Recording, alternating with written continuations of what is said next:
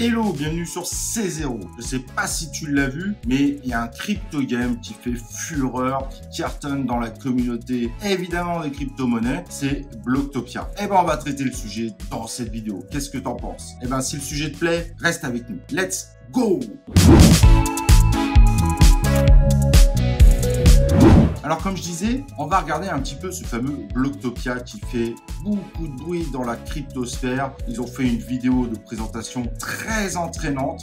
L'IDO a été un véritable succès. Bref, c'est un token qui est encore loin dans le market cap, mais qui pourrait sacrément monter. Alors, au niveau du projet, Bloctopia est un métaverse, mais un peu particulier. Il est destiné à vous faire mettre un casque VR, à rentrer totalement en immersion, et donc de vivre dans un univers parallèle d'une autre. Et comme ce métaverse, évidemment, introduit une crypto-monnaie qui s'appelle la block, et ben vous pourrez également générer des revenus grâce à ce fameux bloc. Il y aura différentes choses, différents éléments que vous pourrez acheter, voire vendre ou revendre si évidemment vous avez acheté avant. Donc c'est un jeu à la première personne, mais qui n'a pas pour objectif d'avoir des actions de folie et tout. C'est plutôt un univers qui est cool, calme, très axé sur l'aspect social, rencontrer des gens, peut-être rencontrer ses propres amis. Bref, ça fait un peu penser à Second Life, mais clairement de nouvelle génération. Alors moi, ce que je vais vous proposer dans ce cas-là, c'est qu'on regarde tout simplement le trailer du jeu pour voir un petit peu ce que ça donne.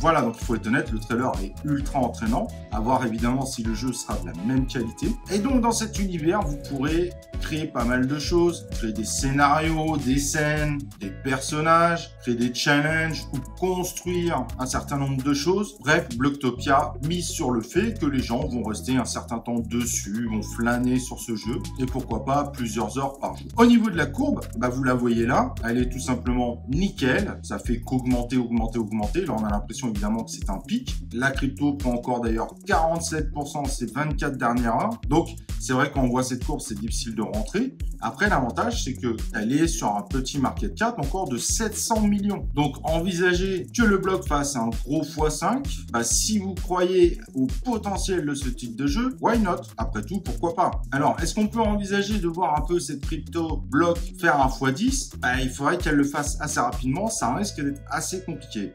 Parce que tout simplement, le maximum de supply est de 200 milliards de blocs, sauf qu'aujourd'hui, il n'y en a que 4 milliards en circulation. Donc, à peine 2% des tokens. Donc, on ne sait pas forcément comment cette supply va être atteinte, mais on a bien compris qu'il y a une énorme inflation qui est tout à fait possible sur ce token. De plus, est-ce que c'est une hype ou pas? Aujourd'hui, clairement, Bloctopia, c'est une hype. Il entraîne beaucoup de gens. Maintenant, moi, la question que je me pose, qui est tout simple, c'est est-ce que les gens vont venir massivement sur le jeu avec des casques VR?